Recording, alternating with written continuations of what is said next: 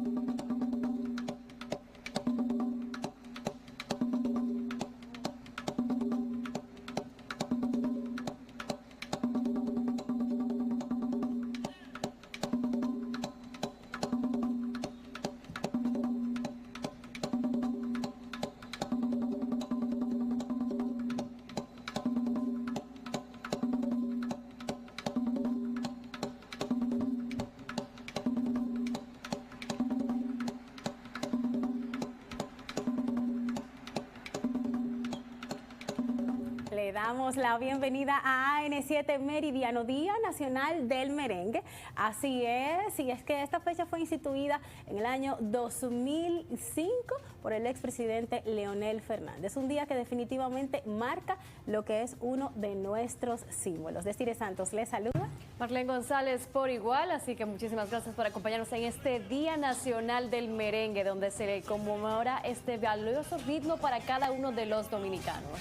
Y antes de iniciar con nuestro contenido, pasemos a ver los avances de nuestra telenovela Elite.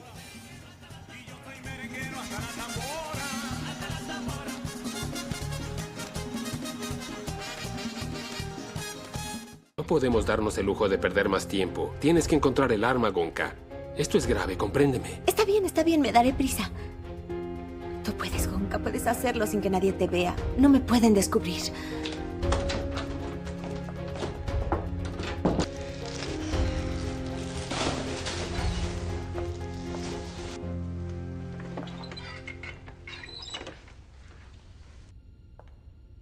No puede ser. ¿Por qué está la luz encendida? ¿Habrá alguien más? ¿Dónde? ¿Dónde puede estar?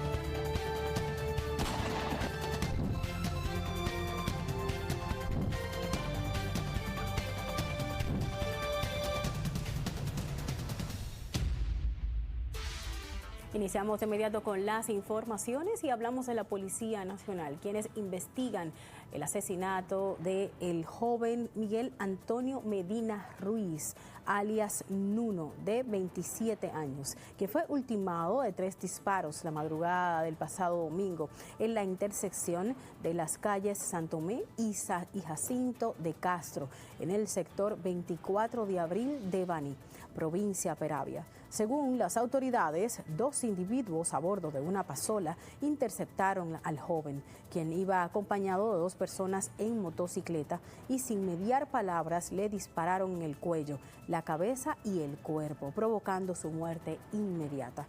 Las grabaciones de cámaras de seguridad sugieren que el móvil del crimen fue un homicidio, ya que los atacantes no robaron ninguna de las pertenencias de la víctima. Continuamos en Baní, en la provincia Peravia, donde un caso alarmante de delincuencia ocurrió en la calle principal de la comunidad de Villa Guerra, cuando dos individuos a bordo de una pasola negra perpetraron un atraco frente a dos niñas. El hecho ha generado consternación entre los residentes de la zona, quienes temen por la seguridad de sus familias y demandan mayor vigilancia policial. Según testigos, los delincuentes actuaron con total impunidad, aprovechando la ausencia de autoridades en el momento del incidente. Y en un alarmante incidente que se estuvo propiciando en el subcentro de salud de Villatapia, dos hombres agredieron físicamente al doctor Pavel Salcedo Estrella, quien atendía una emergencia médica. Según testigos, los agresores llegaron acompañados de una mujer con fiebre y exigieron que el doctor interrumpiera la atención a otro paciente para priorizar su caso. Ante la negativa del médico, los hombres reaccionaron violentamente, generando consternación entre el personal y los pacientes presentes.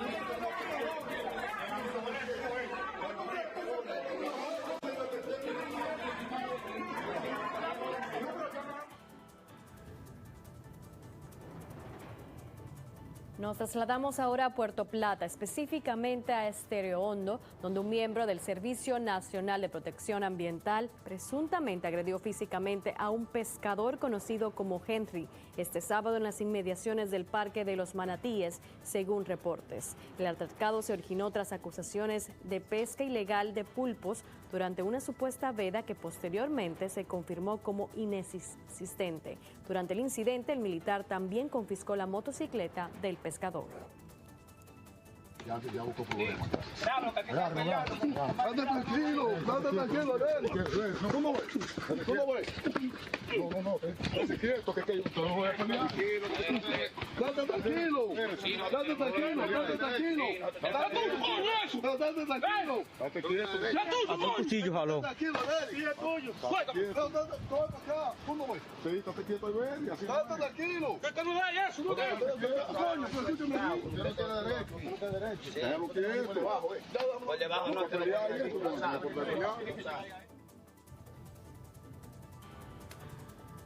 Y ahora nos trasladamos hasta el quinto centenario en Santo Domingo Este, donde allí en las inmediaciones nos reportan las siguientes imágenes. Y es que agentes de la Policía Nacional realizaron una redada que incluyó detonaciones de armas de fuego, generando alarma entre los residentes de la zona.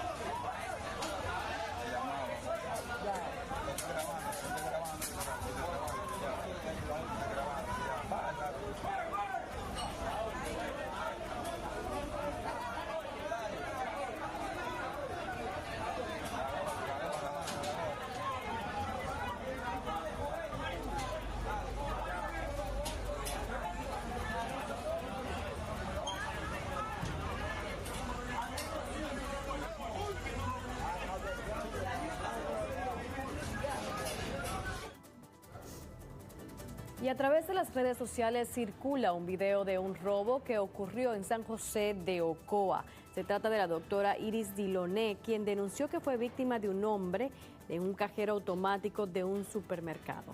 Según explicó, el sujeto se le acercó mientras utilizaba el cajero y de manera cordial le ofreció ayuda. Tras ella tener problemas para retirar dinero, una estrategia de robo. Lo que este individuo hizo fue que intercambió en algún momento la tarjeta que ella le dio con otro plástico que no servía. Fue de tal nivel la confianza que este le generó que hasta le aceptó ayuda para cruzar la calle y se marchó.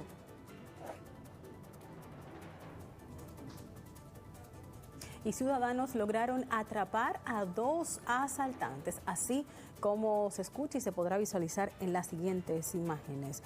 Estos que esperaban a clientes de una sucursal popular de cambio de divisas ubicada en la avenida Duarte.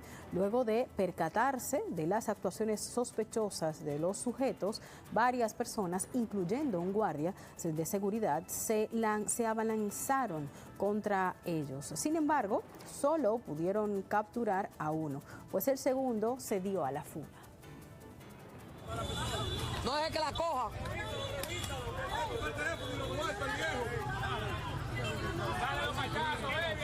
Dale par de cacazo, dale par de cacazo. Dale par de cacazo ahí mismo. Vaya para allá. Quítale todo lo que tiene arriba. Hablamos ahora sobre un caso que consternó a la sociedad dominicana en su momento. Informamos sobre que el primer tribunal colegiado del Distrito Nacional sentenció a Josué Alberto Mendoza Nano a 30 años de prisión y a Marcos Antonio Sánchez Ramirito y Luis Ander Muñoz Mansueta a 20 años cada uno por su participación en el asesinato de la niña Kylie Naomi Rosa Alcántara. El abogado de la defensa confirmó que Nano fue identificado como el autor del disparo, mientras que la madre de la víctima, Kerlin Alcántara, expresó conformidad con el fallo tras un largo proceso judicial. Este crimen ocurrió el 6 de abril, cuando los acusados asaltaron a Anthony Johan García Acosta y su novia en la avenida Máximo Gómez, despojándolos de su motocicleta y huyendo en direcciones opuestas. Y fue aplazada el conocimiento de la solicitud de medida de coerción para el 2 de diciembre contra el profesor acusado de violación en la escuela La Siria. Nuestro compañero José Luis nos tiene la historia.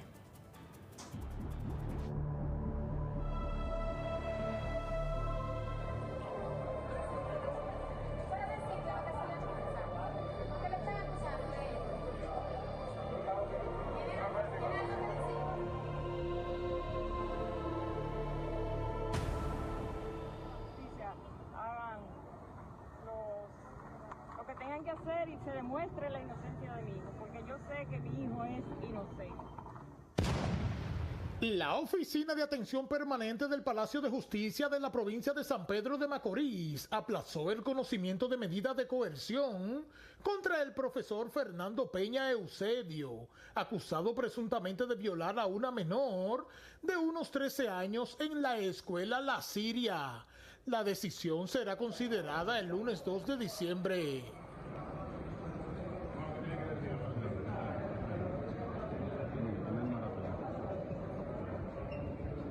¿Está confiado en la autoridad dominicana? ¿Sí o no?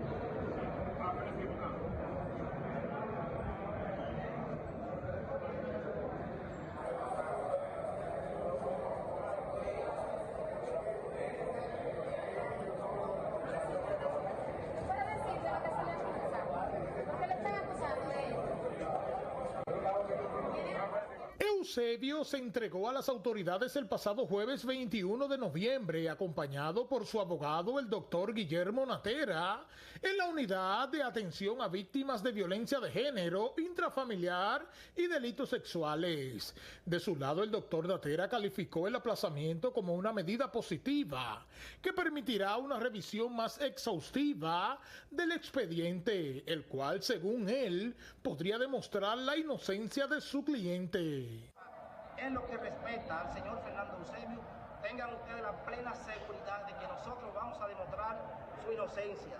porque así mismo como la Fiscalía también dice que investiga, nosotros como abogados del imputado también hemos hecho nuestras investigaciones, y no investigaciones amañadas y antojadas, sino en base a la verdad y a la razonabilidad, y estamos seguros que vamos a demostrar la inocencia del señor Fernando Peña Eusebio. Bueno, la audiencia se aplazó para el próximo lunes, toda vez que primeramente las víctimas no están presentes, no sabemos si habían sido citadas, además no teníamos conocimiento de lo que era el glose de lo que es la solicitud de la medida de coerción. En el día de hoy la estamos recibiendo y en tales fines nosotros tenemos que investigar, o sea, tenemos que estudiar el glose de lo que es la solicitud de medida de coerción.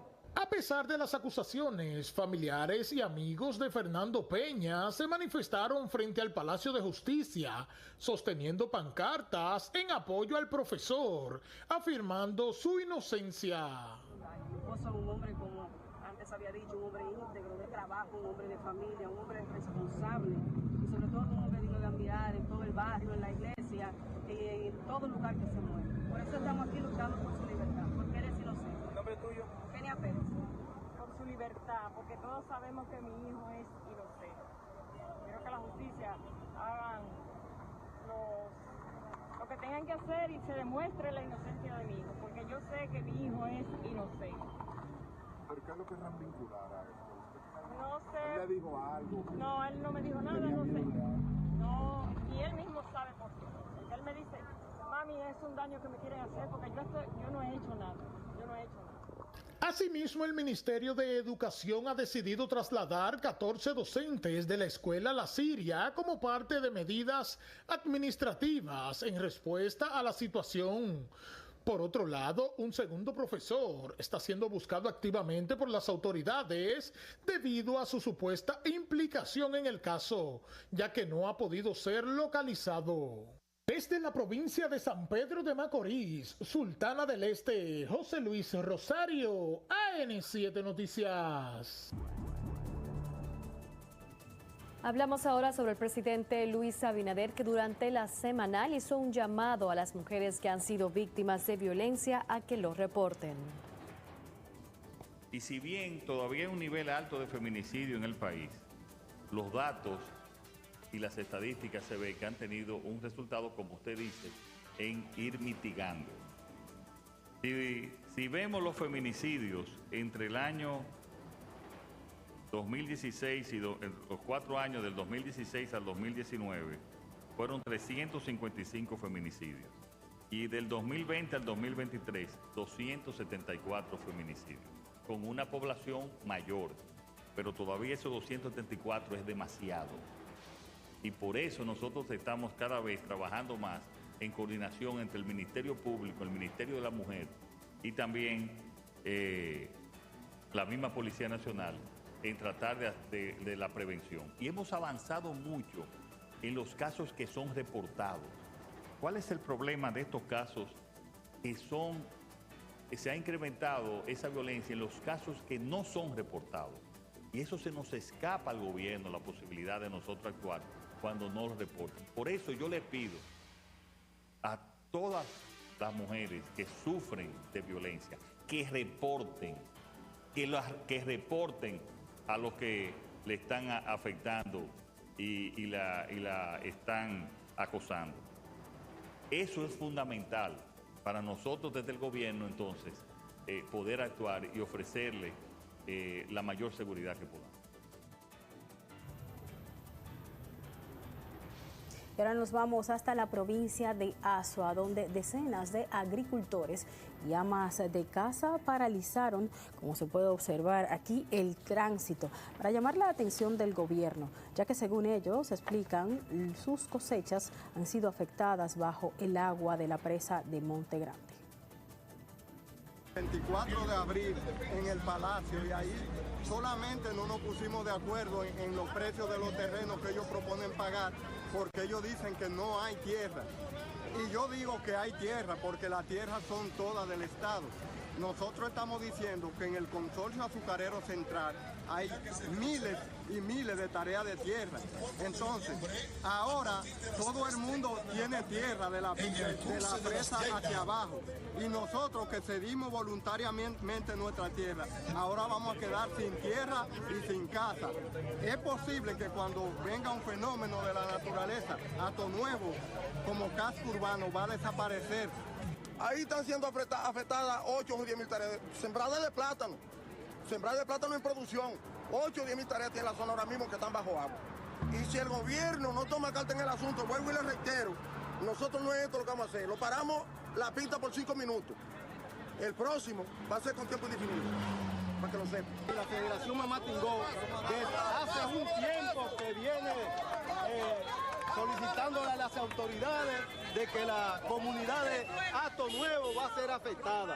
Por eso nosotros de manera solidaria estamos apoyando esta lucha y esta lucha apenas comienza. Conoce que tenemos derechos por la ley, por toda la ley y los artículos de la Constitución que nos concierne. El presidente Luis Abinader tiene que venir de emergencia, que venga o mande, porque él tiene que resolver. Si no vamos a seguir esta lucha, vamos a seguir haciendo paro aquí con la comunidad en la calle, no van a poder tener el tránsito.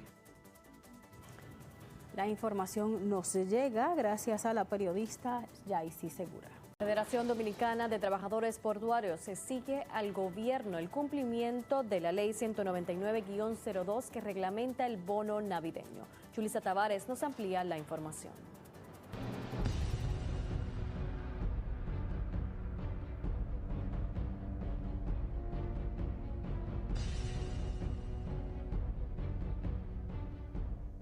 Estamos exigiendo el cumplimiento de la ley 199-02, que en su artículo 2 dice que debe pagarse a cada obrero portuario un bono navideño consistente en 2 salarios mínimos, que es equivalente a 20.000 pesos, porque el salario mínimo en el sector público son 10.000. Y también dice que para no empadronado en la caja debe pagarse salario mínimo y medio, que significaría 15.000 pesos. Apenas le están pagando 7.000 y pico a los que no son empadronados y 10.235 a los que son empadronados. O sea, nos están dejando de pagar más del 50% de lo que nos corresponde de acuerdo a la ley. Nosotros hemos logrado que la CAS, la CNTD y la CENUS firmen una carta que la tenemos en nuestras manos, exigiéndole al gobierno que se cumpla con la ley 199-02. La aplicación del aumento al bono navideño debió producirse de manera automática en el mismo contexto del aumento salarial dispuesto en abril del año 2019 para los trabajadores del sector público, pero trimestralmente la realidad ha sido otra, señaló el secretario general de la entidad, Silvio Ureña Mendoza. Están violando el presupuesto porque la ley dice que debe ser consignado en el presupuesto de la nación. ¿Y qué culpa tenemos nosotros de que haya funcionarios irresponsables que no cumplan con ese deber? Entonces, ahí hay que ponerle atención a los irresponsables que no han logrado que nosotros los portuarios estemos cobrando lo que dice la ley, 2 salarios mínimos y un salario mínimo en el caso de los que no son de la caja.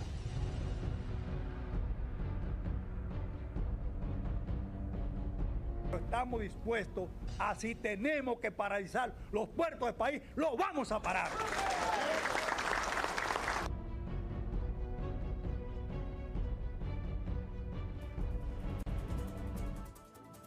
Y en otras informaciones, luego de haber desmentido el actual presidente de la Cámara de Cuentas su inscripción para mantenerse en el cargo, ha sido confirmado que el presidente de la Comisión Evaluadora, que Janel Ramírez, titular de esta institución, ha hecho oficial su postulación en busca de 4 años más.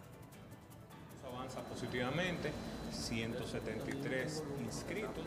Tenemos como plazo el próximo jueves 28 a las 4 de la tarde y se han inscrito hasta el momento de los miembros actuales, el presidente Janel, Mario Fernández de Santiago y la señora Elsa Peña, junto a otros que suman 173 interesados en postularse para ser evaluados por la Cámara de Cuentas. Tenemos la confirmación del secretario general que el señor Janet se inscribió ya. Nosotros como comisión vamos a evaluar bajo los requisitos que establece la Constitución y la ley.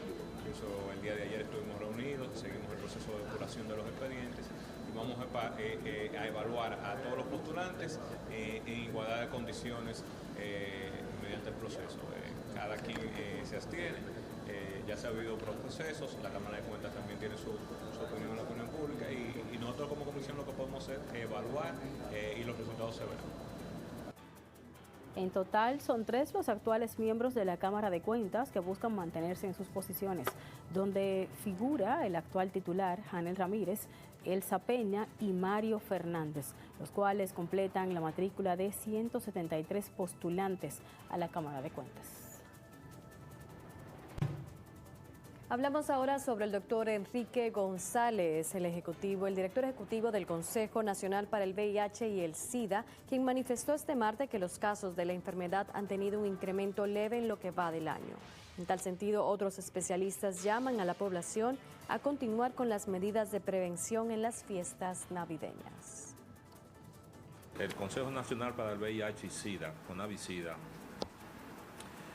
se prepara para la conmemoración una vez más del Día Mundial del SIDA, que se celebra a nivel mundial el día 1 de diciembre de cada año. Y este año las organizaciones internacionales presididas por el Fondo Mundial para la Lucha contra el VIH y SIDA ha escogido el lema que identifica la conmemoración, que es seguir la ruta de los derechos humanos. Las estimaciones del 2023 establecen la cantidad que esperamos para el país.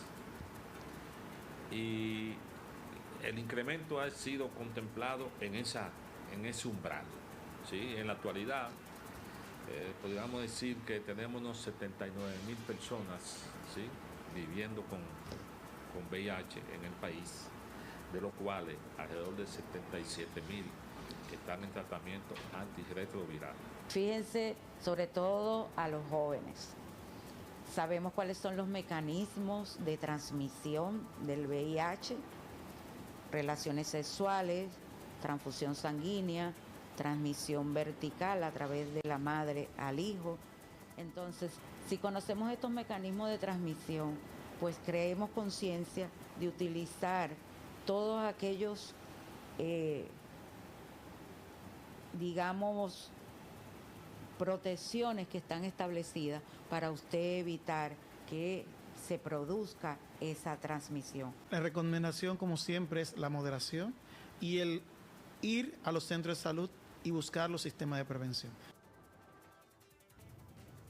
Las declaraciones fueron emitidas mientras los especialistas invitaban al evento que se estará realizando para hablar sobre las cifras de muertes y la cantidad exacta en la que culmine el año 2024 sobre los casos de VIH-Sida. Y en otro orden, el presidente Luis Abinader anunció que este año la regalía pascual corresponde a 30.777 millones de pesos para entregarse en la primera semana de diciembre.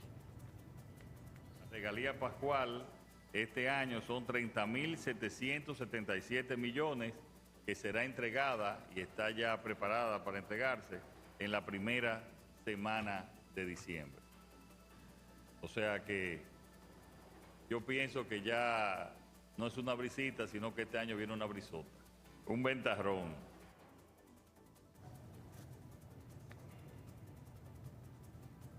El Colegio de Abogados de la República Dominicana y la Fundación Justicia y Transparencia expresaron su preocupación por la transgresión a la Constitución y la democracia, en que se traduciría la aprobación y modificación a la Ley Orgánica del Tribunal Superior Electoral, adjudicándose la competencia de los gremios profesionales y otras asociaciones, como recientemente anunciara el Senado de la República. Estamos expresando nuestra preocupación en el entendido de que con esta ley se estaría vulnerando la letra, la esencia de la Constitución Dominicana. Es una ley si se conciben los términos que se ha planteado, que estaría fuera del entorno constitucional, sería una transgresión a la Constitución, porque la misma está consignando, lo que es muy lamentable, la competencia de este tribunal para los gremios profesionales y de igual forma también las asociaciones que están legalmente constituidas. O sea que no solamente es la competencia de este Tribunal Superior Electoral lo relativo a los gremios, sino también cualquier asociación de cualquier naturaleza, incluyendo clubes, juntas de vecinos y cualquier asociación que hoy por hoy conocemos en virtud de la ley que tiene que ver con las AFL o lo que son las ONG en la República Dominicana. Decimos que es inconstitucional y que no es viable y que no es posible porque estamos en presencia de una justicia de sección, una justicia especializada, una justicia política que está determinada, está orientada, señores, a lo relativo en la República Dominicana a aquellos temas referidos a los procesos electorales, a la Constitución, a los derechos de ciudadanía, a los derechos políticos. Estamos hablando de una transgresión a la libertad de asociación. Estamos hablando de una justicia, reitero, política, de una justicia que en única instancia, solo con vocación de ir al Tribunal Constitucional, conocería de asuntos en procesos eleccionarios, estatutarios, de entes de naturaleza privada que nada tienen que ver con la política, que nada tienen que ver con lo electoral, entendido como la democracia en una constitución referida a los poderes públicos. Es momento de cumplir con nuestros compromisos comerciales. Al regreso continuamos con más noticias en N7 Meridiano. Estamos de vuelta con las informaciones y un dominicano fue galardonado bajo el premio a la innovación empresarial en publicidad durante los Business Management Awards 2024, celebrada en San Juan, Costa Rica, en el marco de la Cumbre Internacional de Empresarios, actividad que reunió a destacados líderes de negocios de la región para reconocer a empresas que promueven la excelencia, la calidad y la innovación. Basilio Valenzuela resaltó el galardón como un testimonio del constante compromiso con la innovación, la calidad y la excelencia del empresariado dominicano.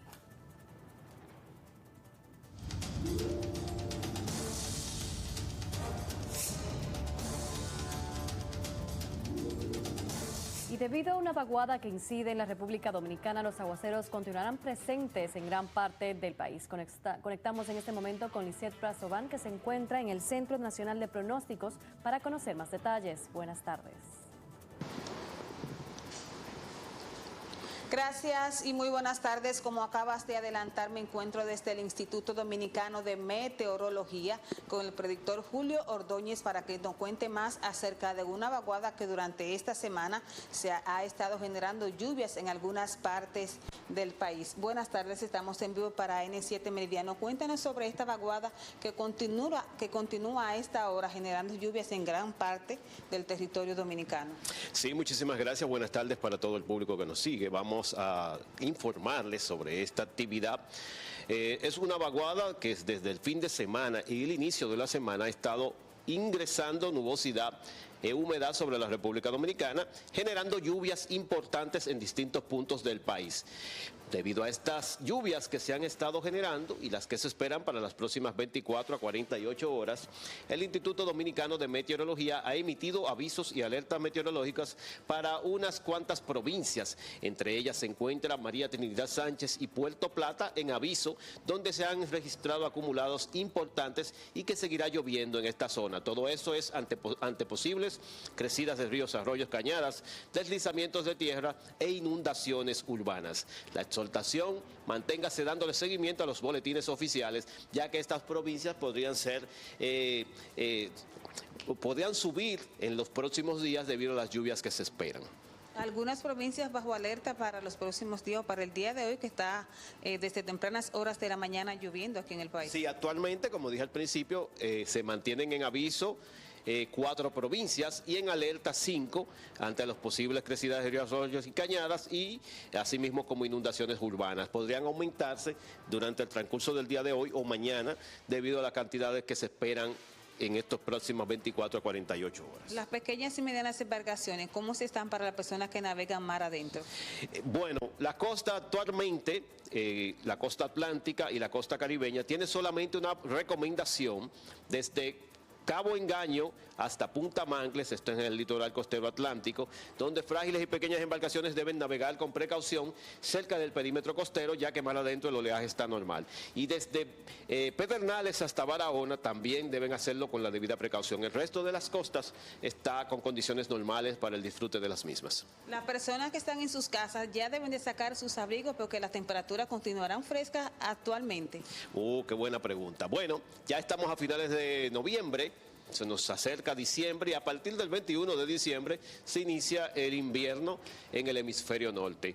Las temperaturas han ido disminuyendo paulatinamente, especialmente hacia los sistemas montañosos, es donde se sienten las temperaturas más agradables. Aquellas personas que viven hacia las partes altas sí deben de estar ya sacando sus abriguitos porque las temperaturas han estado oscilando entre los 14 a los 8 grados Celsius. Sin embargo, en la parte costera, aquí en la parte sur y en la parte norte, estas temperaturas están frescas y seguirán disminuyendo, pero ya más para el mes de diciembre estarán oscilando entre los 20 a los 18 grados Celsius. Hoy es martes, prácticamente segundo día de la semana. ¿Cómo estarán el resto de los días para los que queda con esta vaguada? ¿Continuarán las lluvias? Sí, las lluvias van a continuar mañana miércoles y el próximo jueves, inclusive el viernes.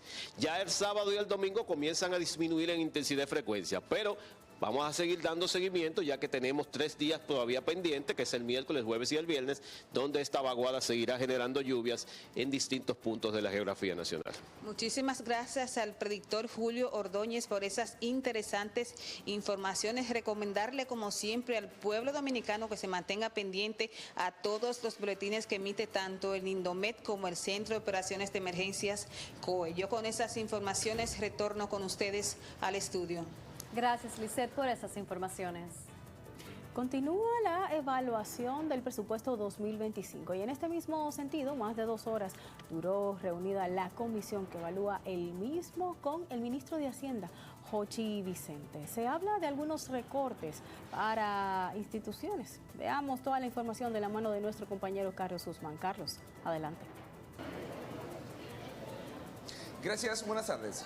En la readecuación del presupuesto para el 2025, el gobierno busca reducir las partidas presupuestarias a sectores como transporte, publicidad y obras públicas a los fines de garantizar el aumento a los médicos, luego que el proyecto de modernización fiscal fuera retirado del Congreso Nacional. Dentro de los gastos que fueron reasignados, hubo temas relacionados con el Ministerio de Obras Públicas, con el mismo fideicomiso de transporte masivo, que se fueron reasignados a otras cosas, como por ejemplo el aumento de los sueldos de los médicos, temas relacionados con el Ministerio de la Vivienda para incrementar las edificaciones y los hospitales. La publicidad se tocó, el tema de los partidos políticos se trató de la misma forma en que se ha tratado de los últimos 10 o 15 años, en donde ustedes saben que hay diversas leyes de asignación presupuestaria, creo que son alrededor de 22, que exceden la capacidad de recaudación que tiene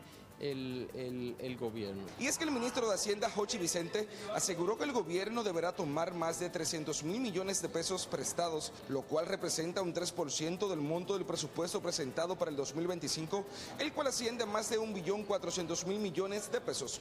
Es el primer, óyeme bien, el primer presupuesto que tiene incorporado la regla fiscal, que es lo que da sostenibilidad a la deuda pública y es un mensaje de un compromiso con la sostenibilidad de la finanza pública. Para Danilo Díaz, la adenda depositada por el Poder Ejecutivo solo ha hecho un reajuste presupuestario donde recorta partidas económicas a los partidos políticos, además reduce la inversión en publicidad gubernamental, pero que el mismo mantiene una baja inversión pública donde las autoridades estarían gastando más en 2025 de lo que pretende recaudar. El proyecto que tiene desde 1990 la más baja gasto de capital y de inversión. ir al endeudamiento. Estamos hablando de un endeudamiento de más de 300 mil millones de pesos, el que se quiere hacer para cubrir el déficit, más de 300 mil millones de pesos, en vez de buscar fuentes de ingresos que están ahí a la vista, muchas de ellas, de sectores que vinieron aquí. La comisión especial no pretende recibir a más funcionarios, sino que se prepara a elaborar el informe que presentará ante el hemiciclo. Por el momento es la información y yo paso con ustedes. Muchísimas gracias, Carlos, con estas informaciones y con las mismas. Nos vamos a una pausa comercial. Estamos de vuelta y en conmemoración el día de ayer, del Día de la Eliminación contra la Violencia contra las Mujeres, tenemos con nosotros al psiquiatra Luis Ortega para seguir hablando de este importante tema. Así es, bienvenido, doctor. Hola, ¿qué tal? ¿Cómo están? Miren, yo siempre abogo porque no hablemos de la violencia a la mujer. Abogo porque hablemos de violencia intrafamiliar, porque no solamente las mujeres se producen lo violenta, ¿no? Lo agreden, a los niños también lo agreden. Si miramos algunas estadísticas, vemos que este año ha habido 55 mujeres que han muerto a causa de la violencia, ¿no? Por manos de su pareja o de algún hombre, por ser mujer, según las estadísticas del el Ministerio Público. Pero el año pasado, en el 2023, hubieron 60.000 denuncias de violencia en la mujer. Eso quiere decir que solamente la mujer hay 60.000. Si le sumamos lo que tiene que ver con los niños, los adolescentes, va a haber unas 200, 300.000 denuncias. Es un problema muy importante y tenemos que comenzar no solamente a hablar de esto los días 25, ¿no? de noviembre, tenemos que hablarlo todos los días y crear políticas públicas para disminuir este flagelo.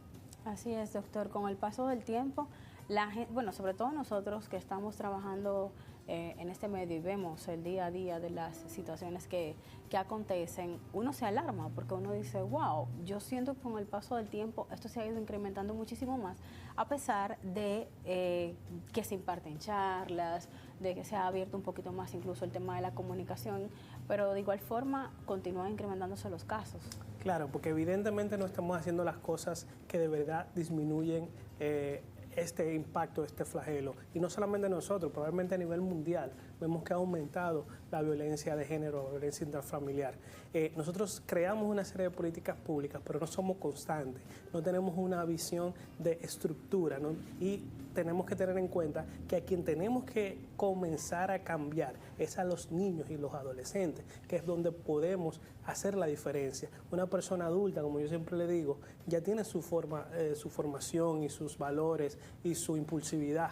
Entonces tenemos que comenzar a formar en las escuelas para disminuir lo que es la violencia en general, no solamente contra la mujer, sino contra los mayores de edad, contra los niños, contra los pares, en la cuestión del tránsito. Todas estas cosas que nos generan una alteración impulsiva, tenemos que comenzar a enseñar a los niños, tenemos que comenzar a crear esa cultura donde no se produzca esta violencia. Sí, justamente este problema, pues a veces se siente como un poco más grande de la cuenta, es decir, como que uno se siente como individuo que quizás no puede aportar. Claro. Entonces, doctor, digamos, ¿qué puede hacer una persona y qué realmente, pues sí afecta esto a la sociedad?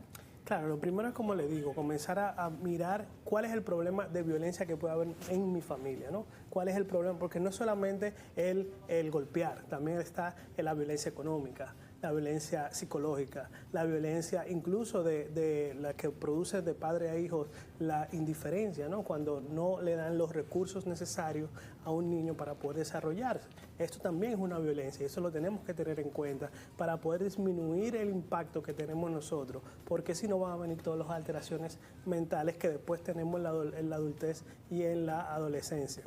Tenemos que tener un grado de que todo el mundo tiene que aportar, todo el mundo tiene que concientizarse, todo el mundo tiene que ir viendo cómo va a cambiar la sociedad, porque evidentemente se lo hemos dejado a los gobiernos, se lo hemos dejado a la televisión, se lo hemos dejado a lo que tiene que ver con el tiempo y nada ha resultado como nosotros queremos. Entonces tenemos que comenzar a cambiar la forma en cómo estamos interactuando para ver si tenemos un mejor resultado y podemos disminuir al mayor impacto posible lo que es la violencia. Acuérdense que la agresión es parte innata de nosotros. Nosotros tenemos incluso áreas cerebrales que tienen que ver con la agresión. Lo que no tenemos es la capacidad de violencia, que esa la creamos, porque hay una intencionalidad. No es lo mismo una agresión, empujar a alguien o golpear a alguien con una intención que un accidente, vamos a decir. Entonces hay que tener en cuenta eso, porque la violencia se puede modificar, la agresión no, la violencia sí se puede modificar. Usted sabe, doctor, que pasa en ocasiones, aquí creo que lo hemos hablado en otros momentos, que vemos, por ejemplo, un caso que sucedió en alguna parte de nuestro país, un feminicidio o violencia intrafamiliar, y es como que eso se multiplica, y usted ha dicho que eso tiene una razón psicológica. Claro, sí, y fíjense que en la nueva era de la comunicación, de las redes sociales, llegan a muchos lugares y llegan a lugares que antes no llegaba, pues entonces tiene un mayor impacto. Incluso hay un síndrome de Berger que tiene que ver con la imitación de las cosas que vemos. Entonces, si vemos un feminicidio en la televisión, en el noticiario, y está mal informada de esta forma de acción, entonces personas que sean vulnerables van a repetir esto, ya sean hombres que sean violentos o estas mujeres que son violentadas tienden a reproducir también ese tipo de acto. Entonces, tenemos que comenzar a ver que la forma, la comunicación, la educación y los recursos que le demos a las mujeres y a los niños van a disminuir el impacto. Nosotros tenemos una deficiencia muy grande en cuanto a los lugares donde acoger a estas mujeres para poder disminuir la dependencia de esta, tanto económica como de techo, ¿no? y de lugar, con estos hombres o de los niños con los padres. Nosotros no tenemos lugares suficientes, tenemos muy poco, tenemos 5, 6, 10, ¿no? Pero necesitamos muchísimos más para poder disminuir y poder impactar. Tenemos que comenzar a hacer dispositivos con mucha más consecuencia, no solamente el hecho que hacen los Ministerio Público, que de que hay una denuncia van y buscan al hombre y lo meten preso. Vemos que eso tampoco funciona. Tenemos que comenzar a ver qué cosas nosotros podemos disminuir en el hombre o aumentar en la mujer o disminuir en la mujer para no llegar al punto de la violencia. Hay que prevenir. Es mucho más barato prevenir que actuar en el momento. Y así vamos a terminar disminuyendo este flagelo. Sí, la verdad que este flagelo es bastante complicado, pues realmente tiene varios factores que convergen justamente. Pero, doctor, ¿cuál sería la responsabilidad de una persona que es testigo a un caso de violencia? Miren, la verdad es que es un poco complicado porque tenemos que ver que hay una responsabilidad de ayudar al otro, una empatía que tenemos que tener y tratar de ayudar a una persona, pero también está en juego probablemente nuestra vida, nuestra integridad física, ¿no? Porque esa persona, y ha pasado, y lo hemos visto en la noticia y personas también alrededor, donde el señor mata a la mujer y también mata a la tía, y mata al vecino, y mata a todas las personas alrededor. Hay que tener cuidado, hay que tratar de ayudar, pero sin tener que poner en riesgo nuestra integridad. Lo ideal es que se denuncie, que ayuden a la víctima y la ayuden a llevar a denunciar sin, vuelvo y le digo, tener que tener su integración física a punto de la mira. Hay una serie de teléfonos como la línea Vida donde van a ayudar de manera inmediata a estas personas que están siendo violentadas, y luego entonces hay que apoyar a la víctima cuando comienza a hacer alguna acción, porque ese es otro problema. La víctima comienza un proceso legal, pero o no tiene los recursos económicos o no tiene el apoyo familiar o social donde ella pueda darle curso a esa denuncia y entonces ponerle una consecuencia al victimario, ¿no? Y eso es uno de los problemas que tenemos en nuestro país. ¿Cuáles son esos puntos? Me imagino que familiares quizás se estarán preguntando, ¿cuáles son esos puntos a tomar en cuenta para yo poder observar que quizás alguien está pasando por un momento o un síndrome de Claro, violencia? hay que comenzar a ver esas banderas rojas, ¿no? Que nos dicen que puede convertirse un ambiente familiar en algo violento, ¿no? Cuando comienza el hombre o la mujer hablar duro sin necesidad, cuando hay un consumo de alcohol o de drogas entre medio de la familia, hay más posibilidades, cuando tienen alguna alteración de salud mental tipo trastorno de personalidad, puede haber un descontrol a nivel de la violencia, cuando hay lamentablemente la pobreza tiende a ser más violenta, con consecuencias mucho más violentas que en los estratos sociales más altos, probablemente porque la mujer tiene un poco más de independencia y puede tener un poco más de soltura. También el hecho de las alteraciones físicas, ¿no? Dejar de dormir, estar todo el tiempo irritado. Las mujeres violentadas comienzan a tener signos de ser dependiente, de esconder lo que tiene que ver las lesiones. Esas son pequeñas señales donde podemos escalar ese famoso romperle el celular sin ser directamente a él, viene a dar el traste a que puede después desarrollar en un acto violento.